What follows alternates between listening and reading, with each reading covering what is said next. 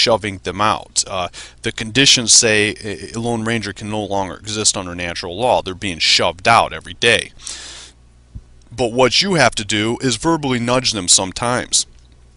We do this with talking points, and you can do this all over the world with the talking point I'm going to give you. This isn't up there because this is a gift. Someone attached to Bob came up with this, and this is just pointing out the obvious. I will give you a real scenario. I was at a I don't know, let's say it was a function of some type, and at that function, there was everyone was talking about what they're always talking about, right? Politics, what have you. Half the people there will love Obama, half the people there will hate him. There seems to be not an in-between, depending on what type of crowd you're in. I was asked what I thought. As usual, people that know me take a deep breath. I stated the obvious. I tried out a new talking point. I said, well, you know, Africans have 50 plus countries on the planet. They have half the world's natural resources. Africans have the largest population the world has ever seen, and Africans have the greatest piece of farmland the world has ever known, Africa. They live with us as a minority, and we are a minority. There's not much more I could do for them other than make you president. Jaws dropped. You would have thought I just hit him with a landmine. I just hung a landmine from one of the light fixtures above. You would have thought I just let loose grenades. There is no response to that. That's devastating. When Lone Ranger was talking and Lone Rangers were yapping about Obama, I just leveled them to the ground. I pointed out the obvious. I didn't say anything nasty. There's no epithets in there, but it's way more violent than the N-word. The N-word is a waste of time. It doesn't do anything for me. Epitaphs don't do anything. Doing what I just did consistently is ruthless. It's way more violent than knives. If John McCain was in there, I couldn't do that. With Obama in there, I can own the show. Someone piped up and said, well, in your opinion, that's racist. You're just saying that because I'm white. Anti-racism is a code word for anti-white. Well, no, well, sure it is. No one's flooding Mexico with non-Mexicans and giving them affirmative action, special rights and privileges and free health care.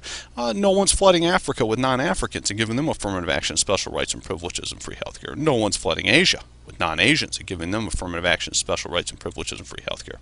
Only white countries are doing this. Only white leaders are doing this, and only self-hating white animals like you think this is wonderful. It's genocide. Well, it's not racist. In your opinion, it's racist. You're just saying it because I'm white. It's a nana. It doesn't have anything to do with the economy? Sure it does. China right now is 91% Chinese, according to the CIA. America in 1965 was 89% European. America tried to become non-European. The 1965 Immigration Act did that. America tried to become non-European. America's collapsed. America's $100 trillion in debt. America's not coming back because of that. If China tried to make itself non-Chinese, what do you think would happen? What do you think would happen to their manufacturing? I did that briefly. I just did what I just did right there. It all rolls together. All these talking points roll together.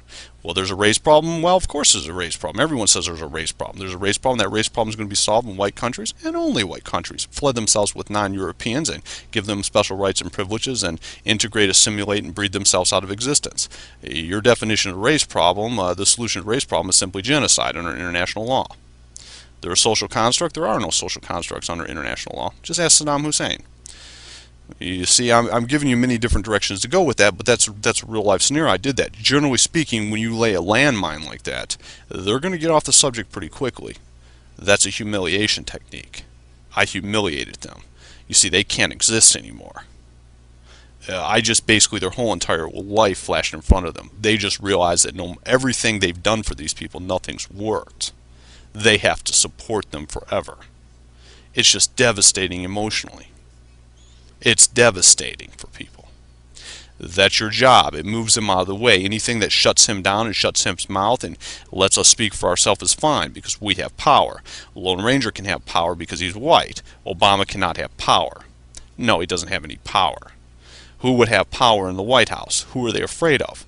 Well, who's the female rabbit at the latent position? Hillary. Sure. We told Hillary to give that talking point. Yeah, some people attached to us told us. So, step up and tell Obama, you have 50 plus countries on the planet. Africans have 50 plus countries on the planet. Africans have half the world's natural resources. Africans have the largest population the world has ever seen, and you have the greatest piece of farmland the world has ever known. You live with us as a minority. We are a minority. There's not much more we can do for you. Making you president is a waste of time. She could have slammed him. She could have slammed him to the ground. She could have taken all the male Republican votes and won. She could do anything she wants to. She could do that tomorrow morning and throw him out. He has no recourse. He has no recourse. He has no real power. Where's he going to go? So if he's there for a tool to someone else, because he cannot have power under natural law. That's all I'll say about the situation. You need to understand that. Power given isn't just that. He knows that. The worst time I've ever had in this world was dealing with a woman that adopted 9 European babies, a John McCain, a female version, a Lone Ranger S. They are dangerous. They're mentally unstable. The best time I ever had on this planet, the easiest time I ever had, was with the mulatto. They deep down inside know way more about race than that John McCain ever could hope to. It's tragic. They're tragic, but they're not bad people. Obama's probably not a bad. He was flaky, whatever, dicey. He's not even, but he's, you would assume he's owned. He's owned. He's not owned by who you think he's owned. He's owned though. But that's the way this works. Yeah, you lost your country. Okay, whatever. You can't do anything about that. Use it to your advantage. But you can annihilate Lone Ranger. You can kill him verbally. What I did was way more violent than anything you ever thought of doing. It was more violent than pounding them in the dirt. Sure it is. Because it's more devastating. If you were to hit him, he'd go and sue you, and he'd forget about it and think he did nothing wrong. I just did something they will never forget in their lives. In fact, 2 days later, someone there just couldn't believe that. The jaws were dropped. That was the most devastating thing they'd ever seen. But that's what we do. That's what we get paid to do. It's practical politics. It's non-voting politics. Those are power plays verbally. The velvet techniques cannot be protected against. You cannot protect against that. You cannot protect against someone like Putin when he comes to power under a Cayenne Pokemon. That's how he came to power. That's what I call it. I'm going to explain that to you in the next tape. It's cool stuff, but you cannot stop velvet techniques. You cannot stop it. It is not illegal, but it's more feared than Tim McVeigh. Tim McVeigh can only strengthen the system first at a certain point in time. You never know when that when it may work for him, but I'm just giving you an example. I'm giving you a game you can play right now, tomorrow morning, right now, walking into your store, right now, walking into your work. You may have to be careful saying it, but I don't think there's no country you can't say that in. There's nothing illegal about what you're saying. It's not nice. It gives them fits because it is geared. You see how perfectly that's geared? You can say that in Britain. You can say that in Russia. You can say that anywhere. It's not illegal. It is more ruthless. It is violent. It is a tearjerker. It's a showstopper. But that's what we give you. That's what I'm here to do. You do that. Any white nationalists do something like that on tilt, you'll be a superstar. You do that on TV or something. A senator does something. Oh, it's just devastating stuff. It's devastating. Sure, it causes problems. You just stay on message. Your job isn't to argue. Your job is to make a point. Make it over and over and over again. They'll get off subject. They don't want you making that point. Yeah, they don't want you making that point. They did not want to hear any more of that. They want to talk about baseball. They don't want to talk about politics anymore because I made my point. My job is not to convince anyone.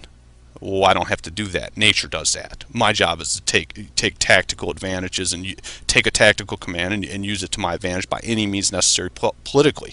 But it all starts with a vibration. Before you swing a samurai sword, you have to say "Hi-ya." In the SEALs, they say "Hoorah" and all that kind of stuff. Well, it's something to it. Sound is everything. Sound is everything. Sound is deadly. Maybe you keep listening to this over and over again because what I'm doing you've never heard before. That's good. Well, I'm not wasting your time. I'm giving you useful stuff. I'm giving you something you can do. I'm giving you how the game's working right now. You're prepared for basketball. Okay, fine. Well, I'm preparing you for baseball. This stuff works in any society anywhere. The tactics I'm going to introduce you to will work 10,000 years from now, as long as human nature doesn't change. And we know that, right? Race is real and it matters. But that's the end of this deal. This is the end of another episode of Follow the White Rabbit. Follow the White Rabbit, again, is a game that will teach you practical politics. Practical politics is practical because it is non-voting, which makes it very, very practical. Conventional politics is voting politics or rule-based politics. And the ultimate, of course, is full spectrum